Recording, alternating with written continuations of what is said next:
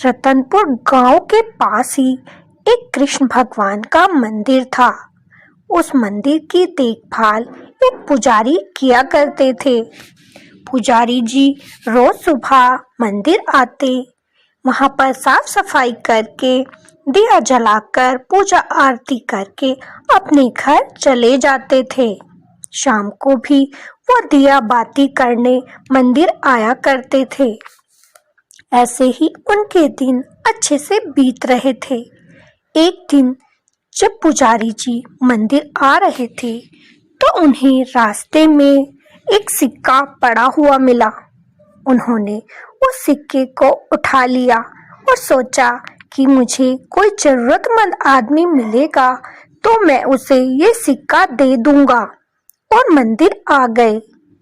मंदिर से लौटते वक्त भी उन्हें कोई ऐसा व्यक्ति नहीं मिला जो उस सिक्के का अधिकारी हो।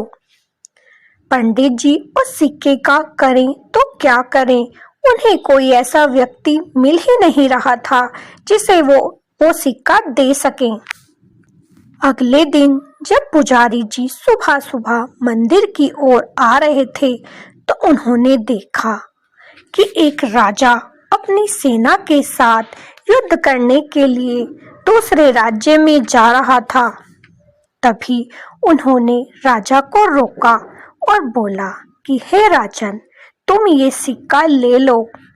राजा को बड़ा आश्चर्य हुआ कि पंडित जी ने मुझे ये सिक्का क्यों दिया। उसने पंडित जी से पूछ ही लिया, पंडित जी, आपने मुझे ये सिक्का क्यों दिया? इस सिक्के में ऐसी क्या खास बात है? तब पंडित जी बोले कि जब मैं कल मंदिर आ रहा था तो ये सिक्का मुझे सड़क पर पड़ा मिला। मैंने सोचा किसी जरूरतमंद आदमी को दे दूंगा, लेकिन मुझे ऐसा कोई भी आदमी नहीं मिला जो इतना जरूरतमंद हो कि इस सिक्के की आवश्यकता उसे पड़ जाए, क्योंकि सब अपनी मेहनत से कार्य कर रहे थे और जिसके पास जो कुछ था वो उसी में संतुष्ट भी थे। राजा को बड़ी हैरानी हुई कि पंडित जी ने ये सिक्का जब किसी गरीब तक को नहीं दिया तो मुझे क्यों दिया? मेरे पास तो सब कुछ है, राजपाट है, इतना सारा सोना चांदी, इतने सैनिक, नौकर चाकर, सब कुछ तो मेरे पास है। फिर राजा ने फिर से पंडित जी से पूछा, पंडित जी, मुझे तो किसी बात की कोई कमी नहीं, फिर तुमने मुझे ये सिक्का क्यों दिया? तब पंडित जी बोले कि अगर तुम्हारे पास किसी चीज की कोई कमी ना होती तो क्या तुम दूसरे राज्य पर चढ़ाई करते, इतने सैनिकों को साथ लेकर जाते और वहां युद्ध करते? तुमने कभी सोचा है कि तुम जिन सैनिकों को लेकर जा रहे हो वो युद्ध में न जाने कितने सैनिक मारे जाएंगे, और इससे तुम्हारा कुछ नहीं बिगड़ेगा और उनके घर तक उजड़ जाएंगे।